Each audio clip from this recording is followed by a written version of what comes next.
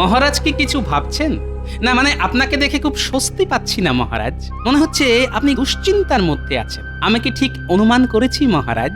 এটা খুব সাধারণ অনুমান গোপাল, এই অনুমান আমরা সবাই করছি। হ্যাঁ মহারাজ, আপনার দুশ্চিন্তার কারণ বলুন, যদি আমরা কিছু করতে পারি। মহারাজের কি তবে মনে নেই হর্ষ?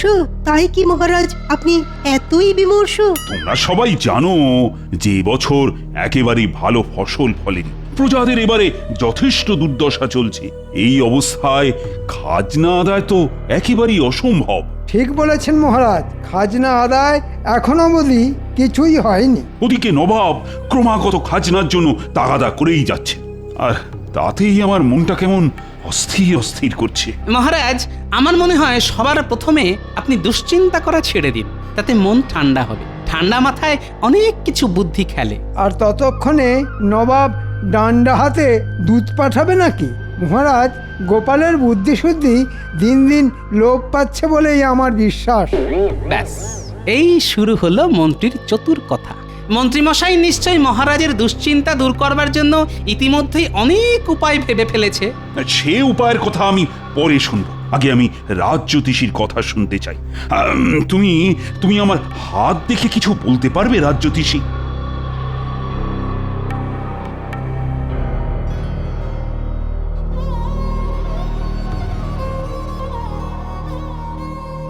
মহারাজ, আপনার হাত দেখে যা বুঝলাম তা হলো একটা অশুভ প্রভাব ছিল বটে। অশুভ? আচ্ছা, বেশ বেশ, তা এখন কি অবস্থা? সেই অশুভ প্রভাব কেটে গেছে, তাই আর আপনার বিশেষ কোনো চিন্তার কারণ নেই। চিন্তার কারণ নেই বলছো? তবে কি? মহারাজ, আমার মনে হয় এই সমস্ত গেঁয়ো যোগী দিয়ে আর কিছু হবে না। আমি কতদিন ধরে এখানে রাজজ্যোতিষী আছি সেটা কি ভুলে গেছেন মন্ত্রীমশাই? সেই জন্যই তো বলছি, আপনার সময় পেরিয়ে গেছে। মন্ত্রী, থামো দেখি। মহারাজ, আমি এমন একজন জ্যোতিষীকে চিনি যিনি হলেন ত্রিকালদর্শী। সব কিছু দোষগুণ উনি বলে দিতে পারেন, আর কোনো রকম সমস্যা থাকলে উনি তার বিধান দিতে পারেন। তাই বুঝি? ব্যাটার মতলব ঠিক ভালো ঠেকছে না। আপনি যদি তার সাথে দেখা করতে চান তাহলে তাকে রাজসভায় একবার আনা যেতে পারে। বেশ মন্ত্রী, তবে তাই হোক। আমি তার সাথে দেখা করতে চাই। তুমি তাকে এই রাজসভায় আনবার ব্যবস্থা কর। বিলক্ষণ মহারাজ।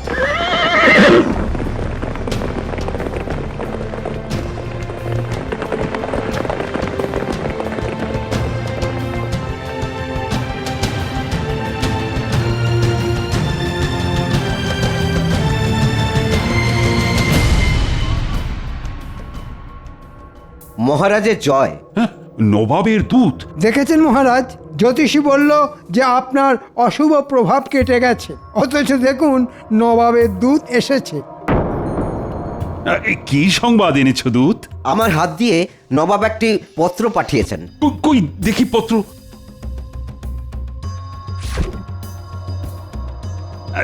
তুমি এখন যেতে পারো দূত। নবাবকে আমার কুশল জানিও।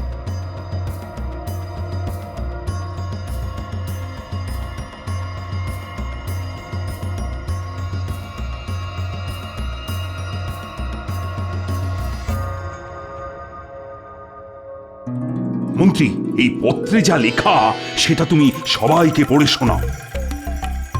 পত্রে লেখা আছে, নবাব আগামী সপ্তাহ শেষে এবছরের সেরা আবিষ্কারের জন্য উদ্ভাবনীশ্রী পুরস্কার স্বর্ণ স্মারক দেবেন। সাধু সাধু সাধু। যে রাজ্য সেরা হবে পুরস্কারের সঙ্গে সঙ্গে তাদের সমস্ত খাজনাও মুকুব করা হবে। বাকি রাজ্যগুলির খাজনা দ্বিগুণ করা হবে। আবিষ্কারের বিষয়বস্তু এই সপ্তাহের মধ্যে নবাবকে জানাতে হবে।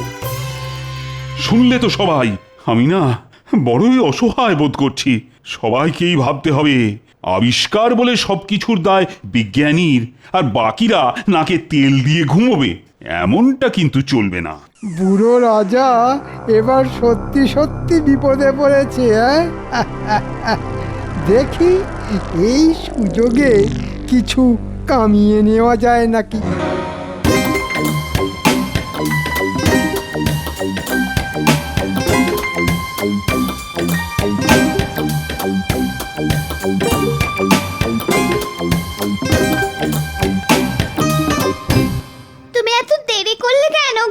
সে আমি জরুরি কাজে ব্যস্ত ছিলাম। কেন? দুজন অতিথি বসে আছে সেই কখন থেকে, তাই বললাম। দুজন অতিথি কোথায়? ওই ভেতরের ঘরে। আরে আগে বলবে তো, চোর ডাকাতও তো হতে পারে।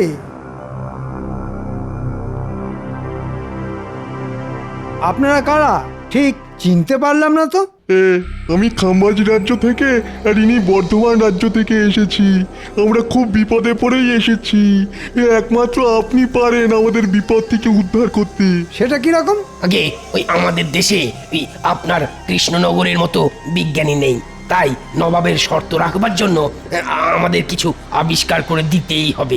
হ্যাঁ, আমরা নিশ্চিত সেই আবিষ্কার পুরস্কার পাবেই। এতে আমার লাভ? এতে আমরা আপনাকে 5,000 মোহর দেব। এ তো দারুণ দাম। শুধু 5,000 মোহর?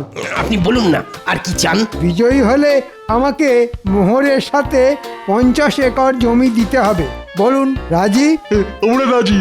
আপনি মোহরের সাথে জমিও পাবেন। ঠিক আছে, এখন আপনারা চলে যান। কেউ যেন আমাদের সাক্ষাতের কথা জানতে না পারে। আপনি কোনো চিন্তা করবেন না, শুধু আমাদের এই বিপদ থেকে উদ্ধার করুন।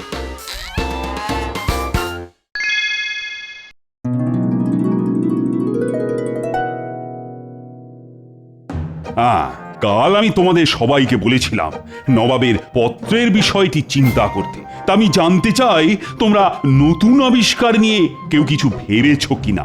মহারাজ, আপনি কোনো চিন্তা করবেন না। আরে চিন্তা করি কি আর সাথে, বিজ্ঞানীকেও তো রাজসভাতে দেখছি না।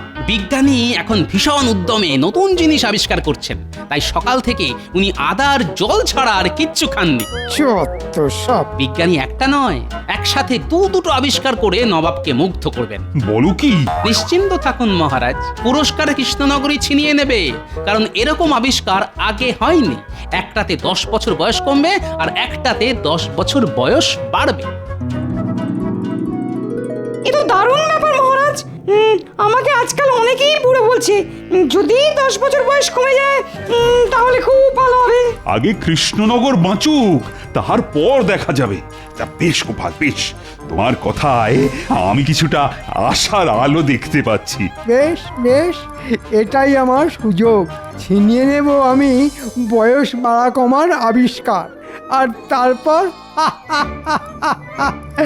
কয়েক হাজার মোহর। শোন, তোদের দুজনকেই বলছি, খুব সাবধানে কাজ করতে হবে।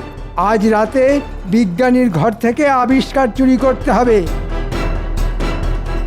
আর কাল জ্যোতিষী সেজে মহারাজের সামনে যেতে হবে। কিন্তু আমরা কি বলবো মহারাজের কাছে? শোন, মহারাজের সামনে শুধু অঙ্গভঙ্গি করবি, কোনো কথা বলা যাবে না, তাহলে ধরা পড়ে যেতে পারিস। যা, আজ রাতের কাজ কর। ওই চুরিটা তোরা বেশ ভালোই পারিস।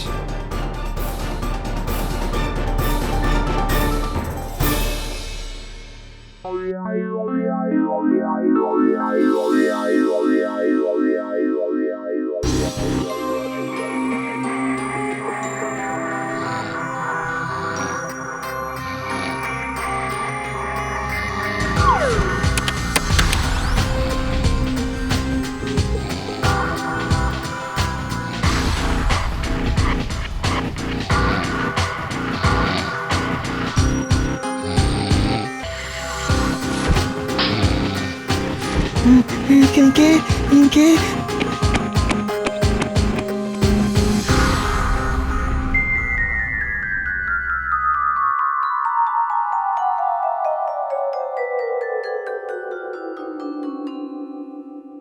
কি সর্বনাশ মহারাজ, এখন কি হবে? আমিও তো কিছুই বুঝতে পারছি না। আমি দেখেছি স্পষ্ট, একজনের হাতে লণ্ঠন ছিল। হায় হায়, কি হলো? আবিষ্কার যে চুরি হয়ে গেল। আমার মনে হয় না এতে বিশেষ কিছু চিন্তার আছে। মহারাজ, আপনি তো দূত পাঠিয়ে নবাবকে বলেই দিয়েছেন যে আমরা কি আবিষ্কার করেছি। হ্যাঁ, দূত আমি পাঠিয়েছি। আবিষ্কার চুরি হয়েছে, কিন্তু আবিষ্কারক আমাদের সাথেই রয়েছেন। আমার মনে হয় বিজ্ঞানী আবার বানিয়ে ফেলতে পারবে। আজ্ঞে মহারাজ, আমি আবার বানাতে পারবো। যাক বাবা, তাই যেন হয়। মহারাজের জয় হোক, নবাবের দূত এসেছেন। দূত? আচ্ছা আচ্ছা, পাঠিয়ে দাও।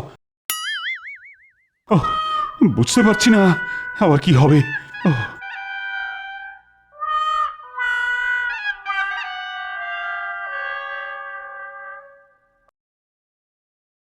মহারাজ, নবাব বলে পাঠিয়েছেন যে কৃষ্ণনগর যে আবিষ্কারের কথা বলে পাঠিয়েছে সেটা ইতিমধ্যেই খাম্বাজ আর বর্ধমান রাজ জানিয়েছে।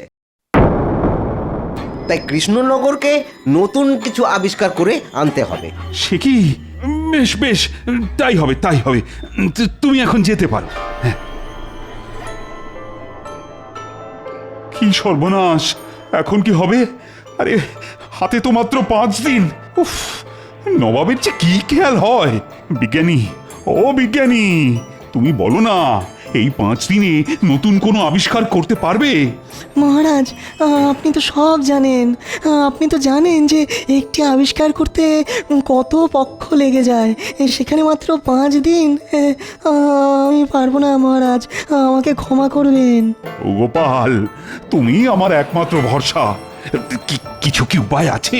আমাকে একটু ভাবার সময় দিন মহারাজ। আরে আরে ভাবতে গেলে সময় তো লাগবে। কি ব্যাপার প্রহরী?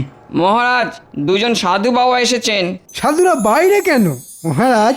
এ হলো আমার সেই ত্রিকালদর্শী জ্যোতিষী। সে কি? নিয়ে এসো মন্ত্রী।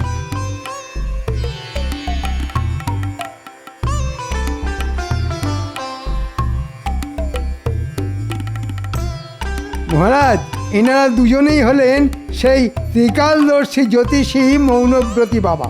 মুখে কিছু বলেন না, সবই ইঙ্গিতে বোঝান, তবে গণনা নির্ভুল। কিরকম যেন গন্ডগোল লাগছে, এদের দেখে চেনা চেনাও লাগছে। যাই হোক দেখি। হে ত্রিকালদর্শী জ্যোতিষীগণ, আমাদের রাজ্য আর মহারাজ এখন ঘোর সংকটে। আপনারা গণনা শুরু করুন। আপনারা আকার ইঙ্গিতে যা বলবেন আমি সব বুঝিয়ে দেব।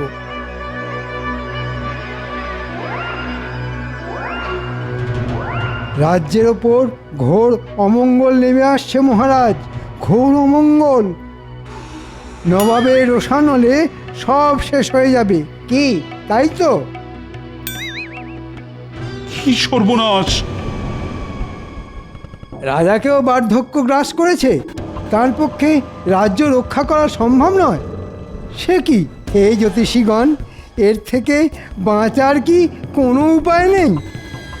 আছে বা একটু বলুন। উপায় একটা আছে মহারাজ। এই অমঙ্গল কাটাতে এই রাজ্যের থেকে কিছু যাগযজ্ঞ করতে হবে, আর তার জন্য কিছু মোহর লাগবে। এখন মহারাজ, আপনি যদি সম্মতি দেন তবে। বেশ বেশ, আমি সম্মতি দিলাম।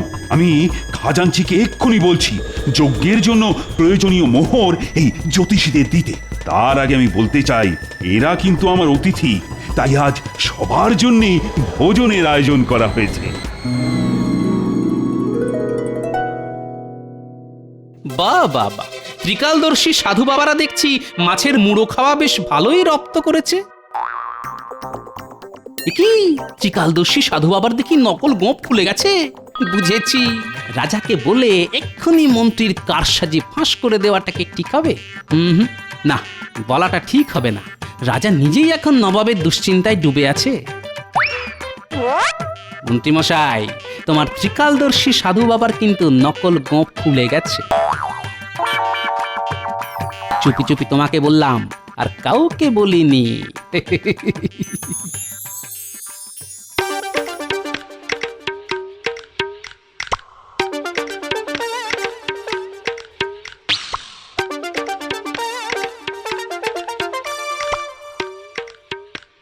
ব্যাপার বলো তো তোমার? হ্যাঁ, সেই কোন সকালে বেরিয়েছো, কোনো খবর নেই। বলি চিন্তা হয় তো নাকি?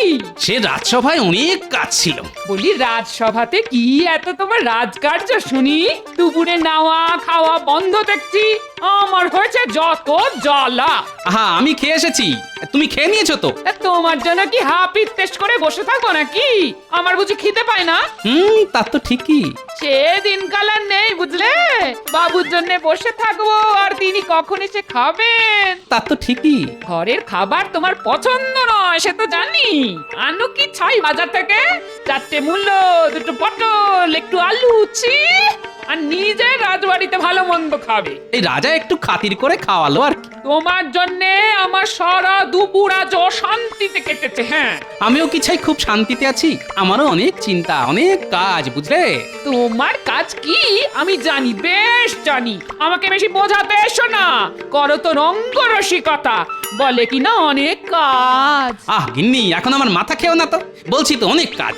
তা তো ঠিকই, আমার কথা এখন তোমার মাথা খাচ্ছে। পরিষ্কার বলে দিচ্ছি, আমিও একজন মানুষ। হ্যাঁ, তুমি যে একজন মানুষ সেটা আমি জানি। এখন চুপ করো দেখি। কেন চুপ করব? কেন চুপ করব? আমারও বয়স হচ্ছে। আমি কি কাঠ পাথরের পুতুল যে সব দিন একই থাকবো? আমি তোমায় বলে দিচ্ছি, এ সংসারে আমি থাকবো না। থাকো তুমি তোমার মতো করে। হ্যাঁ, কি বললে তুমি গিন্নি? কাঠ পাথরের পুতুল? আরে গিন্নি, তুমি কি বললে তুমি নিজেই জানো না। বলো যা, এর হলো কি? পাগল হয়ে গেল নাকি? আমি এক্ষুনি আসছি গিন্নি, এক্ষুনি আসছি। উমাগো, হলো কি? এই কোথায় যাচ্ছ?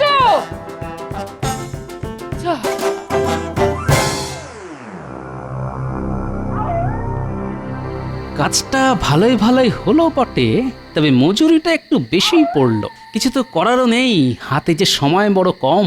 এখন তাহলে মজুরি আনতে মহারাজের কাছেই যেতে হবে। কি? তুমি কিছু জানো না কিন্তু গোপাল, যা দেখেছো ভুলে যাও। মন্ত্রীমশাই, আপনি ভালো করেই জানেন যে ভুলতে গেলে মোহর লাগে। আমি সেটা বুঝেছিলাম। এই নাও তোমার ভাগের মোহর। ব্যাস, আমি সব ভুলে গেলাম মন্ত্রীমশাই।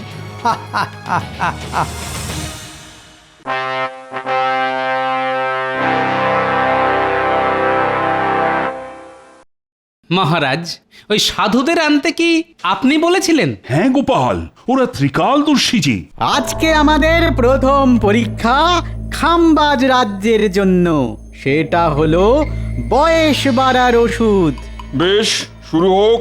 এই সেই ওষুধ যা খেলে বয়স 10 বছর বেড়ে যাবে। উজির, তুমি ওই ওষুধ খেয়ে নাও। নবাবের যা হুকুম।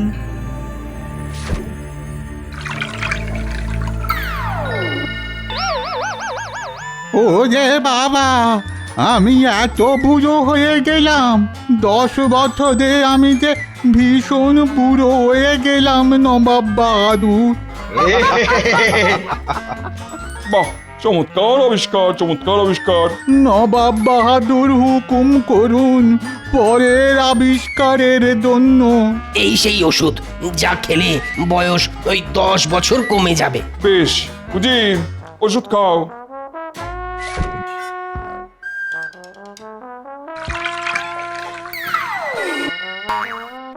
চমৎকার, চমৎকার। এবার এসেছে কৃষ্ণনগরের পালা। বলো, তোমরা কি আবিষ্কার করেছো?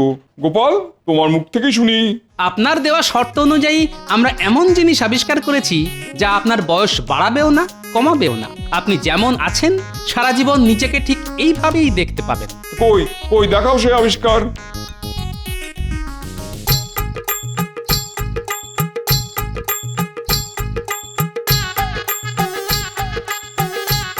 কি, এ তো আমার মূর্তি। ঠিকই নবাব বাহাদুর, এই মূর্তিতে আজ যেমন দেখছেন নিজেকে, 5 বছর পর, এমনকি 50 বছর পরও নিজেকে ঠিক একইভাবে দেখবেন।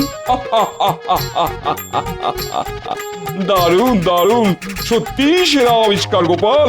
পুরস্কার তুমিই পাবে, সেই সঙ্গে কৃষ্ণনগরের খাজনাও মুকুব। নবাব বাহাদুর, এ কেমন বিচার? আমরা এত দারুণ সব জিনিস দেখালাম, আর গোপাল ওই মূর্তি বানিয়ে প্রথম পুরস্কার জিতে নিল।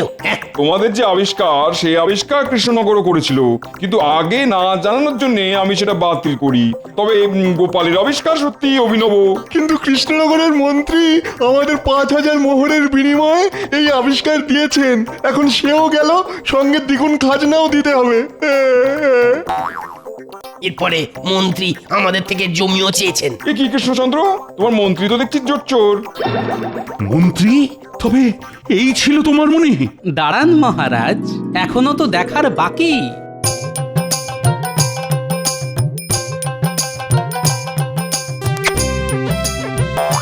কি ত্রিকালদর্শী জ্যোতিষী আসলে বটা ঘটা? আমার রাজত্বের রাজ্যে এমন ধান্দাবাজ মন্ত্রী আছে, আমি একে শাস্তি দেবো। হ্যাঁ তাই দিন নবাব, সঙ্গেই বটা ঘটাকেও। আমি নির্দেশ দিচ্ছি 1 মাসের জন্য মন্ত্রী সহ বটা ঘটাকে বন্দি করতে। আমাকে বাঁচান মহারাজ, আমার খুব ভুল হয়ে গেছে, আপনার পায়ে পড়ি, আমাকে বাঁচান মহারাজ। না না, কোনো মুক্তি নেই। 1 মাস ধরে পচে মরো গারদে, আর এটাই তোমার শাস্তি। মরে যাব মহারাজ, একেবারে মরে যাব, মরে যাব মহারাজ, একেবারে মরে যাব। মহারাজ, এই নিন মোহর। আপনার মন্ত্রী আমার মুখ বন্ধ রাখার জন্য আমাকে উপঢৌকন দিয়েছিল। মূর্তি বানাতে একটু শুধু খরচা হয়েছে মহারাজ। ওটা আমি আবার তোমাকে দিচ্ছি গোপাল, পুরস্কার হিসেবে।